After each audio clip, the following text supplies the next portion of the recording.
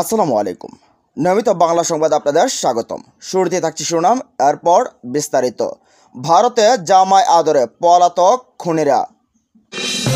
আর হচ্ছে পৃথিবীর কোথাও ফ্যাসিস্টদের পুনরুত্থান হয়নি, বাংলাদেশেও হবে না, বলছেন রুহুল কবির রেজভী।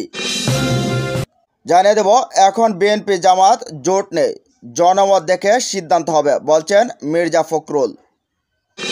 এদিকে কারাগারে কেমন আছেন হাসিনা সরকারের ভিআইপি বন্দীরা, এবং সবশেষ জানিয়ে দেব অর্থনৈতিক লেনদেন এবং বিভিন্ন কর্মকাণ্ডে ফেসে যাচ্ছে সমন্বয়করা। এতক্ষণ শুনছেন সংবাদ শিরোনাম, এবার জানুন পুরো বিস্তারিত। ভারতে জামাই আদরে পলাতক খুনিরা। ভারতের উত্তর পূর্ব রাজ্য আসাম স্বাধীনতাকামী United Liberation Front of Assam নেতাদের বাংলাদেশে আশ্রয় দেওয়ার অভিযোগ ছিল ভারতের। এ নিয়ে দেশটির উদ্বেগের পরিসীমা নেই। ভারতের সেবা দাস হাসিনার দিল্লি প্রেসক্রিপশনে বন্দি বিনিময় চুক্তি করে উলফা নেতাদের ভারতের হাতে তুলে দিয়েছে। সেই ভারতে জামাই আদরে অবস্থান করছেন বাংলাদেশের প্রায় অর্ধশতাধিক খুনি। 25-15 বছরের লুটেরা টাকায় তারা ভারতে দাপিয়ে বেড়াচ্ছেন। দালালদের বিপুল পরিমাণ টাকা দিয়ে অবৈধভাবে সীমান্ত পার হয়ে তারা ভারতে বিভিন্ন রাজ্যে অবস্থান করছেন। এদের প্রায় সকলেই বাংলাদেশে কয়েকটি করে খুনের মামলায় অভিযুক্ত আসামি। কেউ দলবদে বাসা ভাড়া নিয়ে, কেউ একাই হোটেলে অবস্থান করছেন। সকাল বিকেল পার্কে ঘুরছেন, অথচ বন্ধু প্রতিম দেশের দাবিদার হিন্দুত্ববাদী ভারতের নরেন্দ্র মোদী সরকার বাংলাদেশের পলাতক খুনিদের গ্রেফতার করছে না। এমনও জানা গেছে অনেক খুনি ভারতের বিজেপির তদারকিতে সেখানে নিরাপদে অবস্থান করছেন। অবশ্য কয়েকজন সীমান্ত দিয়ে পালানোর সময় বাংলাদেশের বিজেপি ও সাধারণ জনতার হাতে ধরা পড়ছেন। একজন নেতা সীমান্ত দিয়ে পালাতে গিয়ে সীমান্তে বিএসএফের গুলিতে প্রাণ হারিয়েছেন। দেশের আইন বিশেষজ্ঞরা বলছেন, বাংলাদেশের খুনিরা ভারতে প্রকাশ্যে ঘুরে বেড়াচ্ছে, অথচ দুই দেশের বন্দি বিনিময় চুক্তি অনুযায়ী সেটা করতে পারে না। তাদের গ্রেফতার করা উচিত ছিল। অন্যদিকে ভারতে খুনিরা ঘুরে বেড়াচ্ছে এবং প্রতিদিন সীমান্ত দিয়ে অপরাধীরা পালাচ্ছে, তারপরও অন্তর্বর্তী সরকারের দায়িত্বশীলরা নীরব। অথচ ভারতের সরকারের কোনো অপরাধীকে বাংলাদেশে প্রকাশ্যে দেখা গেলে ভারতের মন্ত্রীরা কঠোরভাবে প্রতিবাদ করে সেই অপরাধীকে ফেরত দিতে চাপ প্রয়োগ করতেন। ছাত্র জনতার অভ্যুত্থানে প্রধানমন্ত্রীর পদ থেকে পদত্যাগ করে 5 আগস্ট শেখ হাসিনা ভারতে পালিয়ে যান। অতঃপর আওয়ামী লীগের দুর্নীতিবাজ কয়েকজন মন্ত্রী, এমপি, বিতর্কিত নেতা, পুলিশের দলবাজ কর্মকর্তা সীমান্ত দিয়ে দালালদের টাকা দিয়ে ভারতে পালিয়ে যান পর্যায়ক্রমে। এদের কেউ কেউ ধরা পড়লেও বেশিরভাগ খুনি পালিয়ে যেতে সক্ষম হন। সাবেক স্বরাষ্ট্রমন্ত্রী আসাদুজ্জামান খান কামাল সহ হাসিনার রেজিমের মন্ত্রী, এমপি ছিলেন এমন কয়েকজন খুনিকে গত সপ্তাহে পশ্চিমবঙ্গের কলকাতার একটি পার্কে ঘুরতে দেখা গেছে। আসাদুজ্জামান খান কামালের সঙ্গে ছিলেন সাবেক এমপি অসীম কুমার উকিল, যুব মহিলা লীগের সাবেক সাধারণ সম্পাদক ও সংরক্ষিত আসনের সাবেক এমপি অপু উকিল ও এমপি হাজী সেলিমের ছেলে ঢাকা 7 এর সাবেক এমপি সুলাইমান সেলিম। এর আগে নারায়ণগঞ্জ 4 আসনের এমপি কয়েকটি খুনের মামলার আসামি সন্ত্রাসীদের গডফাদার শামীম ওসমান সীমান্ত দিয়ে পালিয়ে যান। কিছুদিন আগে তাকে দিল্লির নিজামুদ্দিন আউলিয়ার দরগাহে দেখা গেছে। শামীম ওসমান দালালদের সহায়তার রাতের আধারে বোরকা পরে ভারতে পালিয়ে যান এবং বর্তমানে দিল্লির অবস্থান করছেন। দালালদের সহায়তায় গত 8 সেপ্টেম্বর সাবেক শিক্ষামন্ত্রী মহিবুল হাসান চৌধুরী নৌফেল ও আওয়ামী লীগের দপ্তর সম্পাদক ব্যারিস্টার বড়ুয়া দালালদের সহায়তায় সীমান্ত দিয়ে ভারতে পালিয়ে যান। তারা বারাসাত এলাকায় চট্টগ্রামে জন্ম নেওয়া ভারতীয় নাগরিক জৈনিক জুয়েলের বাড়িতে গিয়ে ওঠেন। এক পর্যায়ে ভারতের চিকিৎসাধীন বিপ্লব বড়ুয়া ভাই এবং চট্টগ্রাম মেডিকেল বিশ্ববিদ্যালয়ের উপপরিচালক বিদ্যুৎ বড়ুয়া সেখানে এসে তাদের সঙ্গে দেখা করেন।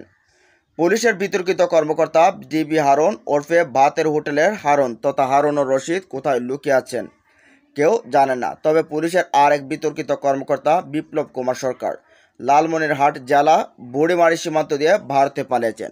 তিনি দালালদের এজন্য মোটা অঙ্কের টাকা দিয়েছেন বলেও গণমাধ্যমে খবর বেরিয়েছে।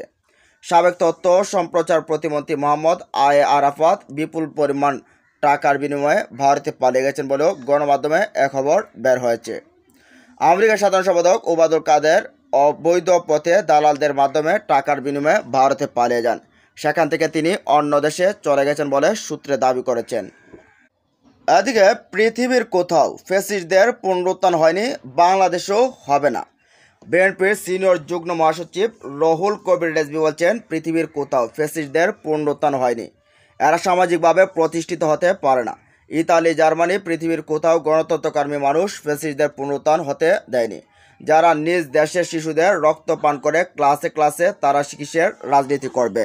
তাদের পুনরুত্থান হলে তো আন্দোলনকারীরা যারা চোখ হারিয়ে অন্ধ হয়েছে, হাত পা সহ শরীরে বিভিন্ন অঙ্গ হারিয়ে পঙ্গু হয়েছে, তাদেরকে নির্বিচারে হত্যা করবে। এবং গণতন্ত্রকে পক্ষে যারা সোচ্চার ছিলেন, তাদের গত 15.5 বছর গুম, নির্যাতন এবং গায়েবী মামলায় বন্দী করে রাখা হয়েছিল, তাদের এবং তাদের পরিবারের উপর নেমে আসবে শেখ হাসিনার প্রাণ বিনাশী কর্মসূচি। ছাত্র জনতার গণ অভ্যুত্থানে শহীদ তাহমিদ ও শহীদ মাসুদ রানার পরিবারের সাথে রাজধানীর মিরপুর বৃহস্পতিবার সাক্ষাৎ শেষে অপেক্ষমান সাংবাদিকদের এসব কথা বলেন তিনি। এ সময় বিএনপির ভারপ্রাপ্ত চেয়ারম্যান ও আমরা বিএনপি পরিবারের প্রধান পৃষ্ঠপোষক তারেক রহমানের নির্দেশনায় আর্থিক সহযোগিতা করা হয়। অন্তর্বর্তীকালীন সরকারের প্রধান উপদেষ্টা অধ্যাপক ডক্টর মোহাম্মদ ইউনূসকে উদ্দেশ্য করে রুহুল কবির রেজভী বলেন, যে পরিবারগুলো আমরা দেখে গেলাম তারা ছিল কার্যকর্মক্ষম পরিবারের একমাত্র উপার্জনক্ষম ব্যক্তি। মাসুদ রানার রোজগার দিয়ে তার পরিবার, তার স্ত্রী অসহায় শিশু কন্যাটি আর্তনাদ করছে। তাহমিদ SMA পাশ করলে চাকরি হতো। তার পরিবার নিম্ন মধ্যবিত্ত শ্রেণী বস্তির মতো জায়গায় তারা বসবাস করে, কত স্বপ্ন নিয়ে লেখাপড়া করছে। এরা তো নিজের জীবন দিয়ে গণতন্ত্র কিনেছে, নিজের রক্তে দিয়ে তারা গণতন্ত্র কিনেছে, এটা যেন ব্যর্থ না হয়। এ সমস্ত পরিবার যেন না খেয়ে না থাকে। আপনাকে অনুরোধ করব, যেসব পরিবারে শহীদ হয়েছে তাদের যোগ্যতা অনুযায়ী সরকারি কোনো চাকরি যেন দেওয়া হয়, এটা খুবই প্রয়োজন। এদিকে এখন বিএনপি জামাত জোট নেই, জনমত দেখে সিদ্ধান্ত হবে। বিএনপি মহাসচিব মির্জা ফখরুল ইসলাম আলমগীর বলছেন, এখন বিএনপি জামাত জোট নেই, নির্বাচনের আগে জনমত দেখে একসঙ্গে না বিভিন্নভাবে নির্বাচনে অংশগ্রহণের বিষয়ে সিদ্ধান্ত হবে। নির্বাচনে যে দলকে নিয়ে করলে ভালো করা যাবে সেই দলকে নিয়ে নির্বাচনে যেতে হবে। সম্প্রতি গুলশান কার্যালয়ে একটি পত্রিকার সঙ্গে সাক্ষাৎকারে তিনি একথা বলেন। গত 2 যুগে জামায়াতের সঙ্গে নির্বাচনী জোট আন্দোলনের 2 দলের অবস্থান, বর্তমান অবস্থার পাশাপাশি পরবর্তী রাজনৈতিক পরিস্থিতি নানা বিষয়ে কথা বলেন বিএনপির এই শীর্ষ নেতা। আজ আলোচনার শুরুতে দীর্ঘদিনের মিত্র জামায়াতের বিষয়ে বিভিন্ন প্রশ্নের জবাব দেন মির্জা ফখরুল। প্রশ্ন, জামায়াতে ইসলামী বিএনপির প্রধান রাজনৈতিক মিত্র, কিন্তু আপনি কিছু সময়ের জন্য জামায়াত থেকে নিজেকে দূরে সরিয়ে রেখেছেন বলে মনে হচ্ছে। বিএনপি জামায়াতের সম্পর্কের অবস্থান কি? বন্দি অবস্থায় কারাগারে কি খাচ্ছেন সালমান, আনিসুল, দীপুমণিরা? মির্জা ফখরুল বলেন, জামায়াতের সঙ্গে আমাদের জোট অনেক আগে নিষ্ক্রিয় হয়ে পড়েছিল, কিন্তু আমরা পারস্পরিক পরামর্শের ভিত্তিতে একযোগে সরকার বিরোধী প্রচারণা চালাচ্ছিলাম। আগের শাসনের পতন পর্যন্ত এভাবে আমরা প্রচারণা চালিয়েছি। অন্তর্বর্তী সরকার ক্ষমতায় আছে এবং শিগগিরই নির্বাচন হবে, এই বিবেচনায় আমরা অন্যান্য দলের সঙ্গে যোগাযোগ করছি। তাই সামগ্রিক রাজনৈতিক সমঝোতা প্রয়োজন, তবে এই মুহূর্তে আমরা জোটে নেই।